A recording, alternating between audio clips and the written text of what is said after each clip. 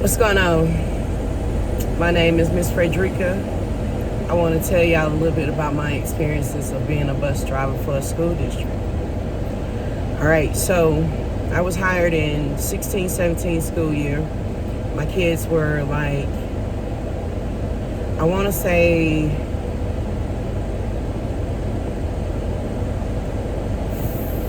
maybe 15 and 16 and 19, 18, somewhere around in there. But I kept hearing them talk about the bus driver. The bus driver does, the bus driver did, the bus driver does, the bus driver did. The bus driver left me this day. So my plan was to get a job driving the school bus, so I didn't have to take them in my own car to school, right? So I get on the job and they give me this route. First, I had to go through training. Now, my training lasted, I think, almost 2 months because the trainer had trips, vacations, blah, blah, blah. They don't want to split you up and put you with somebody else. Or she was off this day. So at the beginning, I was training for probably 4 hours a day, 5 days a week. But we wasn't getting nowhere. You understand what I'm saying? I was ready to take the test. She wouldn't let me take the test. I didn't get to take the test till like October. And I had been training with her since August. But in October, I was like, listen, I understand that you getting paid for this, but they're not paying me for this. So I'm ready to stop training. So I went and practiced the practice test online for the CDL test.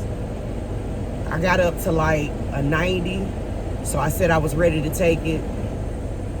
I kept asking myself questions, showing myself diagrams of everything up under the buses, how it works, the PSIs, what it had to be up to. I was really drilling the stuff in my brain.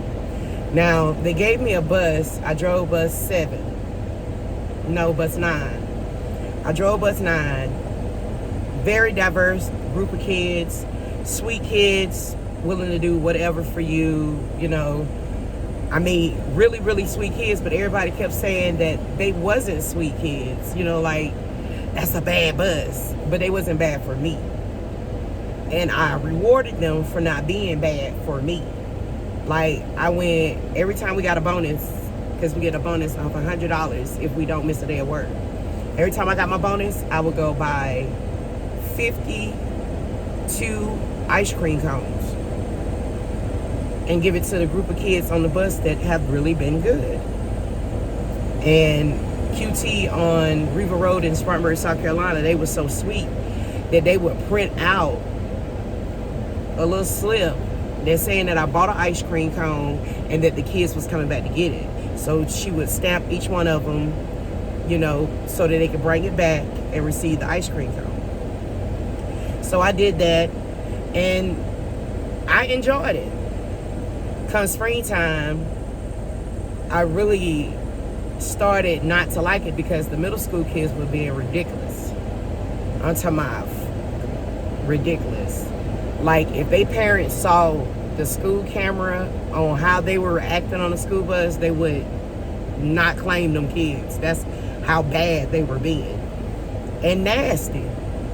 So I had this one little boy, he told me, he said, Miss Frederica, I have a better chance of making it in life than you because you was nothing but a bus driver. Okay, that's cool. He was like, and plus my skin lighter than yours. He was a biracial kid, for one. And I was like, but isn't your mom a Caucasian woman? And he was like, yeah. So every day he would come for me, you know, like literally come for me. So one day I wore this little pixie cut short wig to work. And he was like, Miss Frederica, where you get that wig from? I said, your mama got put off the bus. Run go tell your daddy that. That's what I said. Got put off the bus. So they made me go back through bus classes. And when I went through, wait a minute, I got to get my pillow. when I went through bus classes, the coordinator, Miss Joy, she said, I can't believe you said that. I said, this little boy told me that the reason why he gonna make it in life because his skin lighter than mine. And I never had no problem with making it in nothing in life.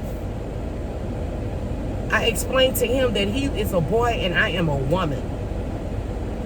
Children should stay in their own place. Stop coming for me every day. And she was like, I understand that, but sometimes you just gotta bite your tongue. So, blah. They put me as a floater. And I don't think they really wanted me, like, to work there because they gave me the worst buses. The worst. I'm talking about, I couldn't even get to the elementary school without the elementary kids cussing me out. And I'm talking about, I'm an easygoing person. I'm just as sweet to these kids. I have no idea what is going on. I was confused. Long story short, that didn't last long. I started helping my husband do delivery of the paper. But before I left, I noticed some things that was going on in our office. Like people smoking, vaping on the buses. The office said nothing. And they got all the videotapes. As soon as you get on your bus, you see it. It comes on. None of that. So after that, it was the come-ons. People ask you, are you married? Yes. Are you happily married? Do you creep on the side a little bit? Now, the girl that was training me, she warned me about this one dude. She said that he had a small pee-pee and he don't fellatio. What you telling me that for? I got a whole husband at the house. So evidently, in my mind, she's sweet on him. That's the one she wants.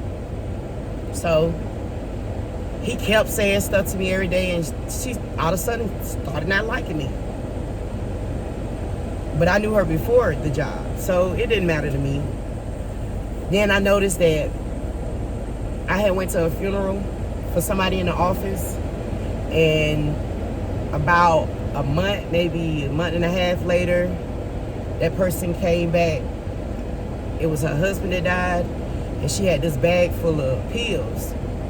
And her and my supervisor was in her office, and they was looking over them pills, and he was like, I'll pay you for them. She was like, no, don't worry about that. He had a heart attack not too long after that. But it's not my place. You understand what I'm saying? Because if they didn't drug test him and he had a heart attack, why would they drug test us and we have a wreck? You understand what I'm saying? Because it wasn't like he was driving the bus every day, so he didn't have the level of stress that the bus drivers had, but it is what it is.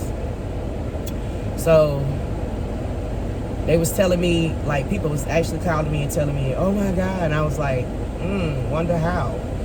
So didn't like delivering the papers. So the next year, I decided to go back to the bus station. Went back, asked them, could I come back? They was like, are you gonna quit again? I was like, no. I said, I asked for a solution and they would not give me no help. They just kept putting me on the worst buses, thinking that I can straighten these kids out. I'm not that person. And so they gave me another bus. This time I'm driving bus 41. Now, when I start this time, I had to do a 5-hour refreshment course because I haven't driven in a year. As soon as I took that 5-hour refreshment course, it only lasted like an hour, but they paid me. And I was like, oh, we get paid now? But y'all didn't pay me for the 2 months that I worked for the 4 hours each day, sometimes 4 days a week back so far, but now y'all paying me. And they was like, yeah, it's you on the clock. And I was like, well, I was on the clock then. I had to clock out just to drive a school bus. What if I would have gotten a wreck or anything? I'm not even on District 6 time clock.